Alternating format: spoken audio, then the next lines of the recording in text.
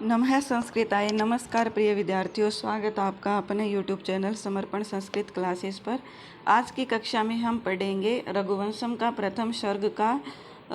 हमने अभी तक 15 श्लोक कर लिए हैं इसके। अगर आपने अभी तक वो क्लास नहीं देखी है तो वो पार्ट 1, पार्ट 2 और पार्ट 3 के नाम से आप वहाँ से देख सकते हैं। आज हम पढ़ेंगे पार्ट 4 इसका रघुवंशम का, जिसमें हम जितना हमारा श्लोक लगे हुए हैं D3+V के सिलेबस में वो सभी इसमें करेंगे।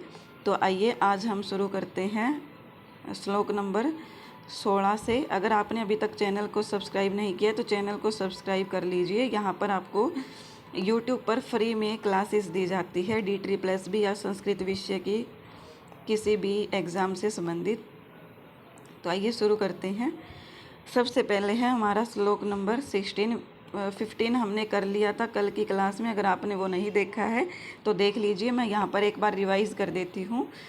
आकार सदृश्य प्रज्ञ है, प्रज्ञया सदृश्य है आगम है, आगम ही सदृश्य आरंभ, आरंभ सदृश्य उदय है। क्या कहा गया कि आकार के समान प्रज्ञ है अर्थात बुद्धि क्या है, जो राजा दिलीप है उसका वर्णन करते हुए कहा गया कि जो जैसा राजा दिलीप का आकार है या शरीर का आकार है वैसे ही उसकी बुद्धि अर्थात हष्ट पुष्ट है, मतलब बिल्कुल जो वो बोलते हैं तेज बुद्धि वाला है। प्रज्ञा, प्रज्ञा अर्थात बुद्धि के समान, सदृश समान आगम है, आगम अर्थात शास्त्र का ज्ञान है, अर्थात जिसके पास जितनी अच्छी बुद्धि होगी उसको उतनी ही नॉलेज होगी। तो इसलिए शास्त्र का ज्ञान भी उतना ही अच्छा है जितनी उसके पास बुद्धि है। आगम ही अर्थात शास्त्र ज्ञान के अनुरूप ही आरंभ, आरंभ अर्थात कार्य करते हैं। आरंभ का यहाँ पर क्या है, उद्योग या परिश्रम करते हैं या कार्य करते हैं, और परिश्रम या फिर कार्य के अनुसार ही उसको उदय है अर्थात फल की प्राप्ति हो जाती है, ऐसा इसमें कहा गया है। आज की क्लास में हम यहाँ से शुरू करेंगे। भीम कांत ही नृप गुण ही स बभुवोपजीविनाम अदृश्यश्चाभिगम्यश्च यादौ रत्नैर इव अर्णव है। यहाँ पर क्या है, अर्णव है। अर्णव है अर्थात समुद्र, इव अर्थात समान,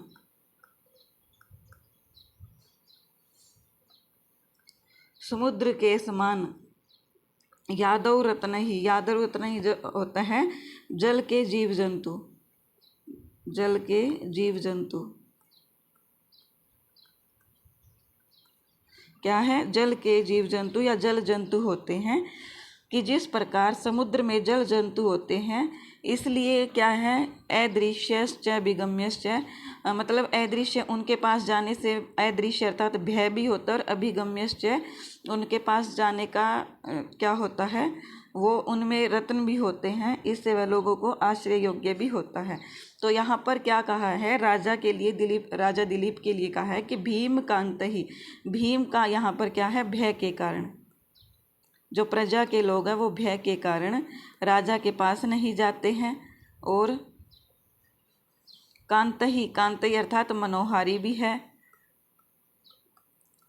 मतलब ऐसा भी नहीं है कि वो सारा दिन गुस्से में रहता है, मनोहारी भी है, सबसे प्रेम करने वाला है। नृप गुण, राजा के गुणों से, स बभुवोपजीवी नाम, बभुवोपजीवी नाम से अभिप्राय है कि आश्रय योग्य होता है। क्या कहा गया है इसमें, देखो इसमें कहा गया कि जिस प्रकार समुद्र के जीव जंतु होते हैं, अर्थात जैसे हम पानी में प्रवेश करते हैं तो वहाँ पर समुद्र में जीव जंतु होते हैं, तो यादव अर्थात जल में जो जीव जंतु होते हैं वो, और उससे क्या होता है, हमें अदृश्य भय होता है, मतलब जो जल में जैसे कभी मछली आ गई, तो कुछ एक प्राणी होते हैं जो डरते नहीं हैं, लेकिन हम तो मतलब वो टच करते ही घबरा जाते हैं, भय से कांपने लग जाते हैं। या फिर जीव कुछ और भी हो सकते हैं, उसमें कछुआ वगैरह हो सकता है, कुछ और कीड़े हो सकते हैं। तो कहा गया है कि जिस प्रकार समुद्र में जीव जंतु होते हैं, जल जंतु होते हैं, उनसे हमें क्या होता है, अदृश्य भय होता है।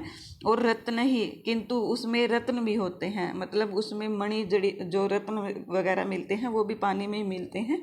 तो उससे अभिगम्यश्च, वह आश्रय के योग्य भी होता है, अर्थात वह मनोहारी भी होते हैं। उसी प्रकार यहाँ पर क्या कहा गया है कि जो राजा दिलीप है वो कैसा है, वह प्रजाओं उससे क्या करती है, भीम अर्थात भय से कांपती भी है, और कांत ही अर्थात वो राजा के गुणों से मनोहारी भी है। और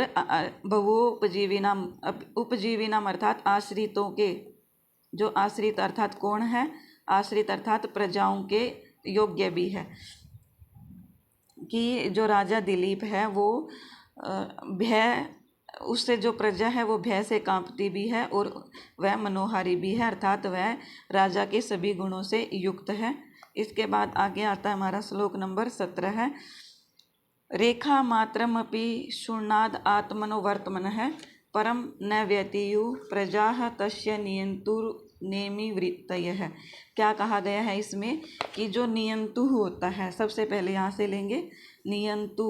नियंतु अर्थात जो नियंत्रित करता है, क्या करता है, नियंत्रित करता है। या फिर इसको हम ये कह सकते हैं अच्छा सारथी, क्योंकि यहाँ पर रथ का ही एग्जाम्पल दिया गया है। तो रथ चलाने वाला कौन होता है, सारथी, जो अच्छा सारथी होता है। या फिर हम इसको शिक्षा देने वाले कह सकते हैं, या नियंत्रित करने वाला भी कह सकते हैं। नेमि वृत्त, या नेमि वृत्त अर्थात नेमि क्या होता है, एक चक्र। किसका चक्र, रथ का चक्र। रथ वृत्त अर्थात व्यवहार या फिर व्यापार बोल सकते हैं। कि नेमि वृत्तय यहाँ पर क्या है, रथ चक्र व्यापार, रथ चक्र व्यापार।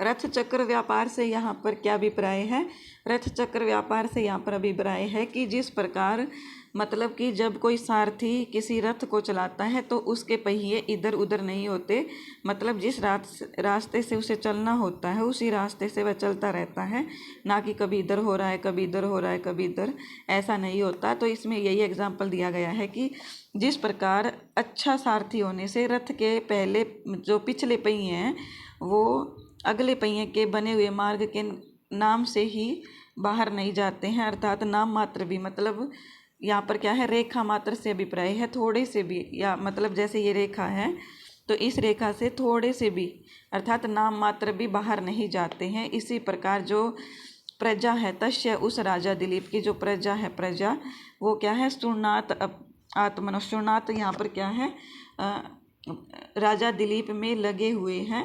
जो प्रजा है वो राजा दिलीप में लगी हुई है, और उसकी जो परंपरा है, आचार परंपरा, अर्थात जिस रास्ते पर राजा दिलीप चलते हैं उस रास्ते पर चलने के लिए प्रजा नाम मात्र भी इनकार नहीं करती है, मना नहीं करती है, अर्थात राजा दिलीप का अनुसरण करती है। राजा दिलीप की जो प्रजा है वो।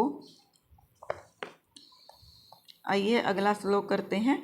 प्रजा नाम एव भूत्यर्थम स ताभ्यो बलिम गृहीत सहस्र गुणम उत्सृष्टम आदत्ते ही रसम रवि ही। क्या कहा गया है कि प्रजा नाम एव भूत्यर्थम, प्रजा नाम एव भूत्यर्थम अर्थात सह यहाँ पर क्या है, सह अर्थात वह राजा दिलीप, क्या है, वह राजा दिलीप।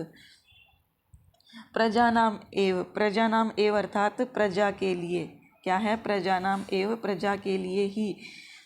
भूत्यार्थम से क्या अभिप्राय है, प्रजा के, भूत्यार्थम अर्थात कल्याण के लिए, कल्याण के लिए,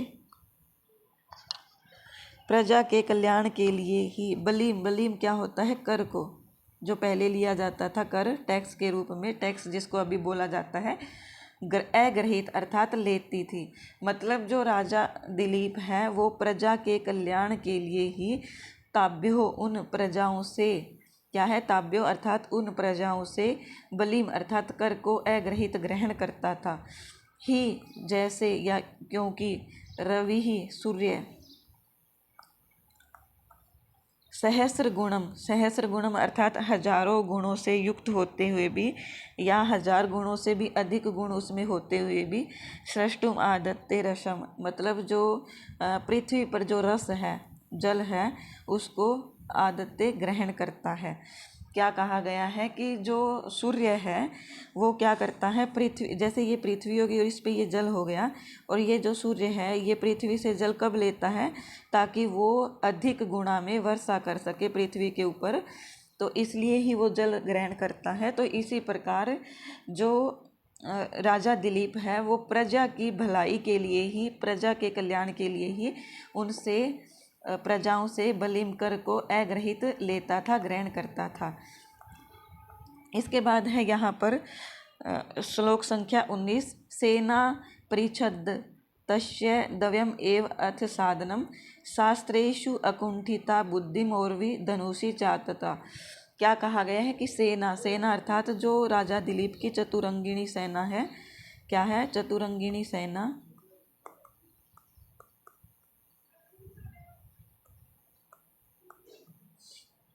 परिच्छद तस्य दव्यम एव अथ साधनम, क्या है परिच्छद होता है पूर्ति मात्र, क्या है पूर्ति मात्र। पूर्ति मात्र से क्या अभिप्राय है यहाँ पर बोला गया है कि जो राजा दिलीप की जो सेनाएं थी, जो चतुरंगिणी सेना थी, वो क्या थी, वो उस राजा दिलीप के साथ रह कर के सिर्फ और सिर्फ पूर्ति मात्र थी, अर्थात उन सेनाओं का कोई काम नहीं पड़ता था। मतलब कि जो सेना में लोग होते हैं वो बस दिखावे के लिए, ये समझ सकते हैं आप कि दिखावे के लिए थी।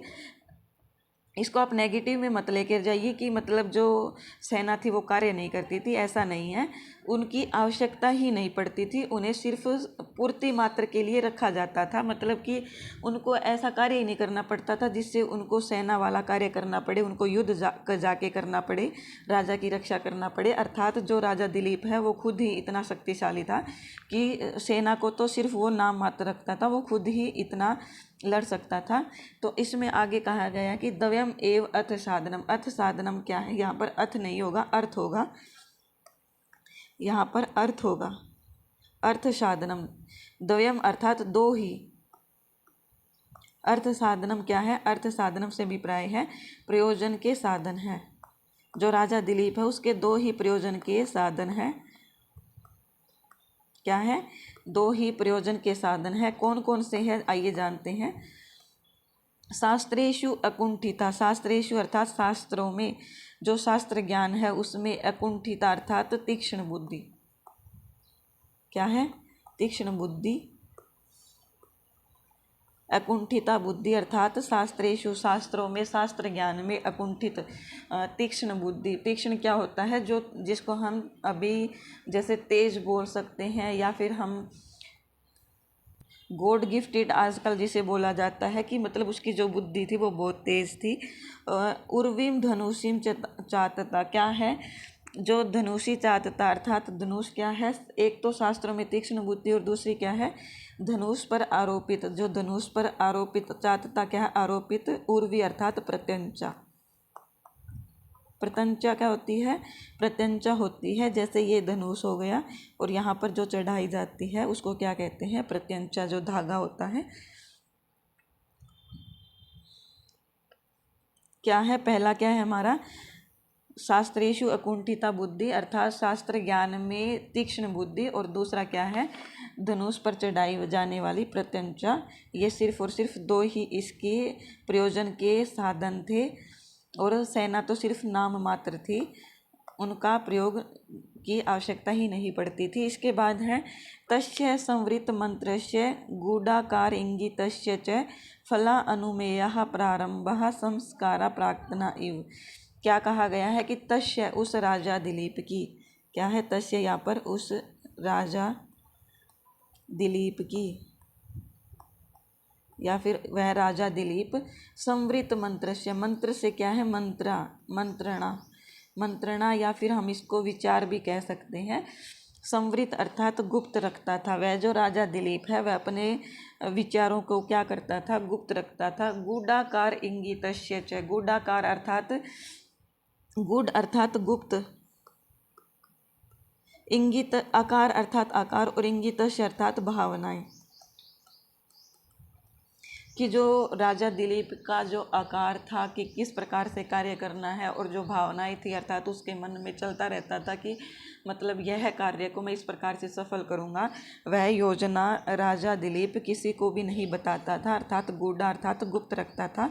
फला अनुमेयः प्रारंभः संस्कारा प्राक्तना इव, क्या है कि जिस प्रकार प्राक्तना अर्थात पूर्व के संस्कार, क्या है प्राक्तना संस्कारः अर्थात जो पूर्व के संस्कार है, अर्थात जो हम यज्ञ आदि क्रियाएं करते हैं या पूर्व के संस्कार है, वही क्या है, पूर्व के जो संस्कार है वही फलानुमेय अर्थात अनुमान किया जाता था। उसी प्रकार जो राजा दिलीप है उसका जो क्या है, प्रारंभ कार्य करने के आरंभ के बाद फल प्राप्ति हो जाती थी। उसके बाद ही लोगों को पता चलता था कि राजा ने इस प्रकार की युक्ति बना करके इस प्रकार से कार्य पर विजय हासिल कर ली है। अर्थात पहले वह अपने विचार किसी को नहीं बताता था और अपना आकार या भावनाएं भी गुप्त रखता था। जैसे यज्ञों को ही देख करके मनुष्य के पूर्व जन्म के संस्कार को अनुमान किया जाता है, उसी प्रकार राजा दिलीप के कार्य को देख करके ही या फिर कार्य की सिद्धि को देख करके ही पता लग पाता था कि राजा ने इस कार्य को इस प्रकार से प्रारंभ किया है। मतलब कार्य की सिद्धि होने के बाद ही पता लगता है, पहले कोई भी बात किसी को पता नहीं लगता था। इसके बाद हमारा श्लोक संख्या आती है, जुगोप आत्मनस्त्रस्तो भेजे धर्मम अनातुरः अगृद अनुराददे सो अर्थम असक्तः सुखम अनुभूत। आइए श्लोक नंबर 21वां हम करते हैं। इस श्लोक में क्या कहा गया है कि राजा किस प्रकार का जीवन व्यतीत करता था। ऐसा कहा गया है कि वह जो राजा दिलीप है अत्रस्त है। अत्रस्त क्या होता है, भय रहित। त्रस्त क्या होता है, जो भय से कांपता है, और अत्रस्त क्या होता है, भय रहित। अर्थात वह जो राजा है, राजा दिलीप, भय रहित होते हुए भी आत्मानम अर्थात अपनी, क्या है, आत्मानम अर्थात अपनी, जुगोप शब्द से क्या बनता है, रक्षा करता था। मतलब कि उसे किसी प्रकार का भय नहीं था, फिर भी वह अपनी रक्षा करता था, अपनी स्वयं रक्षा करता था। धर्मम अनातुरः भेजे, क्या है, धर्मम अर्थात धर्म का, क्या है, धर्म का। आतुर है यहाँ पर क्या है, अनातुर है यहाँ पर शब्द। तो यहाँ पर जो अनातुर शब्द है वो क्या है, स्वस्थ। आतुर है क्या होता है, जो अस्वस्थ होता है, जो रोगी व्यक्ति होता है। और अनातुर है क्या होता है, स्वस्थ होता है, जो हष्ट पुष्ट होता है। तो इसमें क्या कहा गया है कि धर्म अनातुर है अर्थात स्वस्थ होते हुए भी धर्मम भेजे, धर्म का भेजे आचरण करता था। कि मतलब उसको वैसे, मतलब धर्म का आचरण कौन करता है, जो बीमार व्यक्ति होता है वो कहता है कि ये भगवान मुझे ठीक कर दीजिए, मैं ऐसा कर रहा हूँ ऐसा। लेकिन वो क्या है कि स्वस्थ होते हुए भी धर्म का अर्थात अपना धर्म निभाता था। अगृद अनुराददे, अगृदनु अर्थात लोभ रहित होकर के। अगृदनु क्या होता है, लोभ से रहित, अर्थात लोभ नहीं करता था। अर्थम अर्थ धन को, आददे स्वीकार करता था। कि वह जो राजा दिलीप है वो धन को लोभ रहित होकर के स्वीकार करता था, अर्थात उसे धन प्राप्त करने की कोई लालसा नहीं थी। सुखम अनुभूत असक्त है, क्या कहा गया कि असक्त है अर्थात आसक्ति से रहित होकर के, आसक्ति से रहित होकर के ही सुखम अनुभूत अर्थात ऐश्वर्य रूपी जीवन जीता था, सुख को प्राप्त करता था। इसमें क्या बताया गया है, एक बार फिर से देखते हैं। जुगोप आत्मनाम अत्रस्तो भेजे धर्मम अनातुर है, क्या कहा गया कि अत्रस्तो भय रहित होते हुए भी आत्मानम अपनी जुगों पर रक्षा करता था। कौन करता था, राजा दिलीप। धर्मम अनातुर, अनातुर अर्थात स्वस्थ होते हुए भी धर्म का भेजे आचरण करता था। लोभ रहित होकर के अर्थ धन को वह राजा दिलीप आदद्य स्वीकार करता था। और असक्त है आसक्ति से रहित होकर के सुखम अनुभूत सुख का अनुभव करता था। आई होप आपको समझ में आ गया होगा। आगे करते हैं श्लोक संख्या 22। ज्ञाने मौनम क्षमा शक्तौ त्यागे सलागा विप्रयः गुणा गुणानुबंधित्वा तस्य स प्रस्वा इव। बहुत बहुत इम्पोर्टेंट श्लोक है, आप जितना स्टार लगाओगे लगा लीजिए। वेरी वेरी इम्पोर्टेंट श्लोक है ये।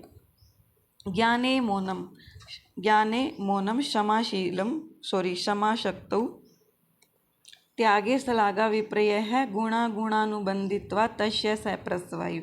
क्या कहा गया है कि ज्ञाने अर्थात ज्ञाने क्या है, ज्ञान रहते हुए भी, ज्ञाने ज्ञान रहते हुए भी, मौनम अर्थात मौन धारण करता था। जिस प्रकार जैसे आजकल चला हुआ है कि किसी व्यक्ति को थोड़ा सा ज्ञान हो जाता है तो वह उछलने लग जाता है कि मैं ज्ञानी हूँ, मैं ज्ञानी हूँ। इस प्रकार का उसमें अहंकार आ जाता है। वो ये सोचता रहता है कि सिर्फ और सिर्फ मुझे ही ज्ञान है।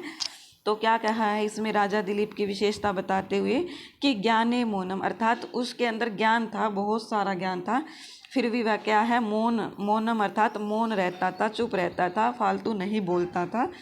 क्षमा शक्तौ अर्थात शक्ति से युक्त होते हुए भी, शक्ति अर्थात सामर्थ्य होते हुए भी, मतलब कि सामर्थ्य होते हुए भी क्षमा क्या है यहाँ पर, क्षमा करना, कि इस प्रकार का सामर्थ्य था कि वह एक राजा था सभी का जो प्रजाओं पर, फिर भी उसके अंदर ऐसा सामर्थ्य था कि वो क्षमा कर सकता था। क्योंकि ऐसा होता है कि जो राजा होते हैं वो घमंडी हो जाते हैं, अपनी शक्ति का ऐसा इस्तेमाल करते हैं कि किसी भी व्यक्ति को क्षमा नहीं करते बल्कि उस पर दंड लगा देते हैं।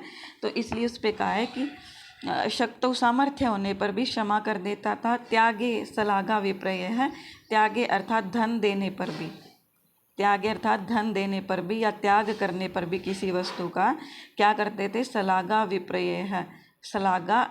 सलाग है अविपर्यय अर्थात अपनी प्रशंसा नहीं करता था। सलागा शब्द से क्या अभिप्राय यहाँ पर, प्रशंसा, क्या है, प्रशंसा, क्या है, धन, मतलब कि यहाँ पर क्या है, धन देने पर भी, त्याग करने पर भी, क्या है, दान करने पर भी। यहाँ इसका अर्थ हम ले सकते हैं कि किसी वस्तु का दान करने पर भी सलागा विपर्यय अपनी प्रशंसा नहीं करता था।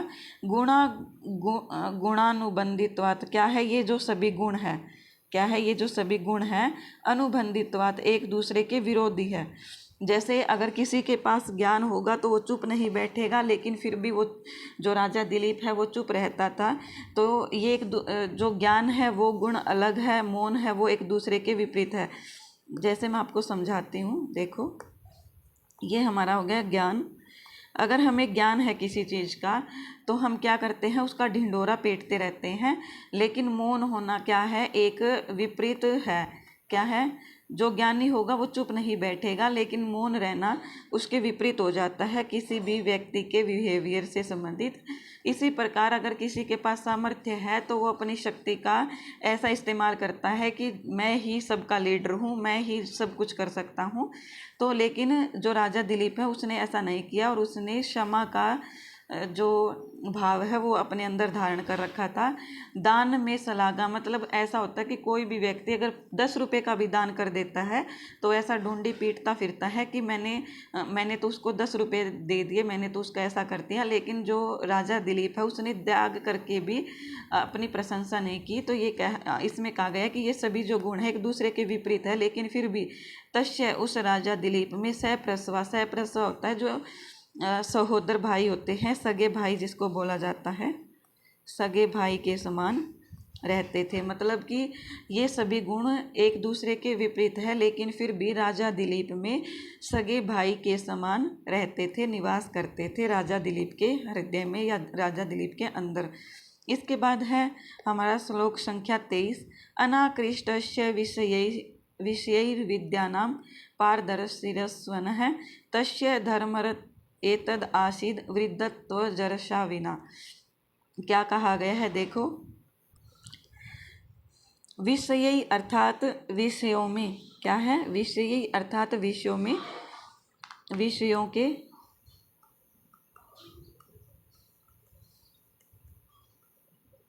अनाकृष्ट अधीन नहीं रहते थे। क्या है, विषयों के अधीन नहीं रहते थे। मतलब कि विषय क्या होते हैं, जो जैसे राजा बन जाते हैं तो वो मदिरा पान वगैरह करते हैं, अपनी खुशी के लिए नर्तिकाओं से नृत्य करवाते हैं, अपना ऐश्वर्यशाली जीवन व्यतीत करते हैं। तो इसमें कहा गया है कि वह जो राजा दिलीप है वह विषयों के अनाकृष्ट अधीन नहीं थे। मतलब कि वो उस चीज़ के आदी नहीं थे, वो बिल्कुल सादा जीवन जीने वाले थे। और विद्या में क्या है? विद्यानाम अर्थात विद्या में, पारदर्शिनः अर्थात पारंगत थे। क्या थे? पारंगत थे। विद्या में पारंगत थे। पारंगत किसको बोला जाता है? जिसको विद्या का बहुत अधिक ज्ञान होता है। अर्थात किसी, जैसे हम बोल देते हैं किसी को कि आपने तो इस विषय में पारंगतता हासिल कर रखी है, तो पारंगतता क्या होती है कि किसी विषय का बहुत अधिक ज्ञान हो जाना, तो उसमें पारंगत हो जाना हो जाता है। तो विद्या में पारंगत था। और क्या था? मैं इरेज कर रही हूँ ये। तश धर्म धर्म रते, धर्म रते अर्थात धर्म में, रते अर्थात रुचि रखने वाला, धार्मिक कार्यों में रुचि रखने वाला। तस्य वह राजा दिलीप वृद्धतम जरसा विना, उसका जो बुढ़ापा था वह जरसा रोग रहित था। क्या था? उसका जो बुढ़ापा था वो कैसा था? बुढ़ापे के बिना ही था। अर्थात मतलब कि उसको किसी प्रकार का रोग नहीं था। अर्थात इसमें कहने का अभिप्राय है कि जिस प्रकार कोई व्यक्ति वृद्ध तो हो गए हैं, लेकिन उसका जो शरीर है वो कैसा था? वो एक युवा व्यक्ति के समान था। तो इसलिए इसमें कहा गया कि उसका जो बुढ़ापा था, वृद्धत्व था, वो बिना बुढ़ापे के ही था। अर्थात वह यंग व्यक्ति की तरह, जवान व्यक्ति की तरह ही था। इसके बाद है श्लोक संख्या 24। ये 23 था, अभी 24 है हमारा। इसके बाद एक और रहता है, प्रजानाम विनयादानात् रक्षणात् भरणाद अपि स पिता पितरस्ताश्राम केवलम जन्म हेतवः है। क्या कहा गया है? कि प्रजानाम, प्रजा की, क्या कहा गया है? कि राजा दिलीप जो है वो क्या है? प्रजानाम, प्रजा की, विनयादानात्, क्या है? विनयादानात् होता है, विनय होता है शिक्षा। क्या है? शिक्षा देने के लिए, शिक्षा प्रदान करने के कारण। जो क्या है? राजा दिलीप प्रजाओं की शिक्षा प्रदान करने के कारण। और रक्षणाद, रक्षणाद क्या है? रक्षा करने के कारण, रक्षा करने के कारण। और भरणाद अपि, भरणाद क्या है? पालन पोषण करने वाला, पालन पोषण करने के कारण।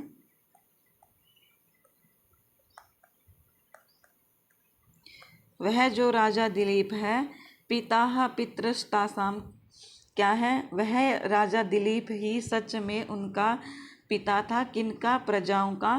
ताशाम, उन प्रजा का, केवलम जन्म हेतु, पितृ जो असली पिता था वो क्या था? सिर्फ और सिर्फ जन्म हेतु, जन्म देने का कारण था। बाकी सभी कार्य किसने किए हैं? राजा दिलीप ने किए हैं। क्या कहा गया है इसमें? देखो, इसमें कहा गया है कि जो राजा दिलीप है वो प्रजानाम, प्रजाओं की, विनयदानात् शिक्षा प्रदान करने के कारण, रक्षणाद रक्षा करने के कारण, भरणात् पालन पोषण करने के कारण, उनका भरण पोषण करने के कारण, सह पिता, वही जो राजा दिलीप है पूरी प्रजा का पिता है। ताशाम, उस प्रजा का जो असली पिता है, क्या है? असली पिता है।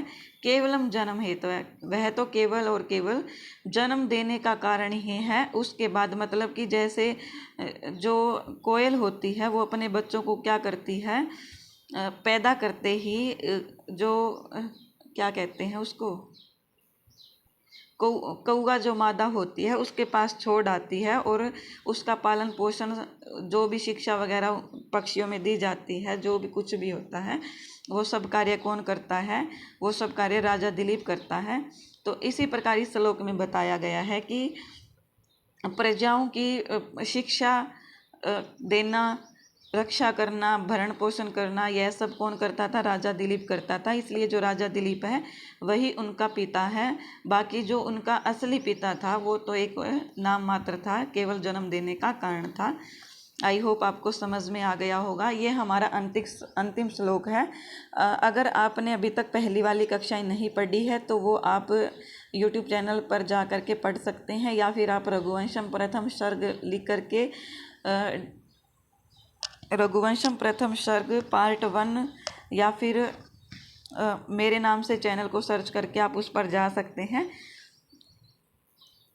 और आपको क्लास पसंद आए तो क्लास में कमेंट करके आप अवश्य बताना कि आपको क्लास कैसी लगी। इससे मुझे मोटिवेशन मिलता रहता है। और कृपया करके क्लास को अधिक से अधिक शेयर किया करो। तो आइए हम अंतिम श्लोक करते हैं। स्थित्यै दंडयतो दंडयान प्रीणेतुः प्रसूतये अपि अर्थ कामौ तस्यास्ताम धर्म एव मनीषिणः। क्या कहा गया है देखते हैं। दंडयतो दंडयान, दंडयान अर्थात जो दंड का अपराधी, दंडयान शब्द से हम यहाँ पर अपराधी शब्द ग्रहण कर सकते हैं कि दंडयान जो अपराधी है उसको स्थिति ही होता है। राज धर्म बोल सकते हैं या फिर लोक में जो प्रतिष्ठा फैली होती है कि मतलब अगर आप भी अभिमान के चलो किसी ने अपराध किया है और उसको दंड ना दे तो क्या हमें शांति मिल जाती है। हमारे दिमाग में बस यही चलता है कि इसको अवश्य दंड मिलना चाहिए। तो इसलिए ही जो राजा है वो क्या है, दंडयतो दंड देता था कि मतलब अपराधी को लोक प्रतिष्ठा के लिए या फिर राजधर्म के लिए ही दंडयत दंड देता था।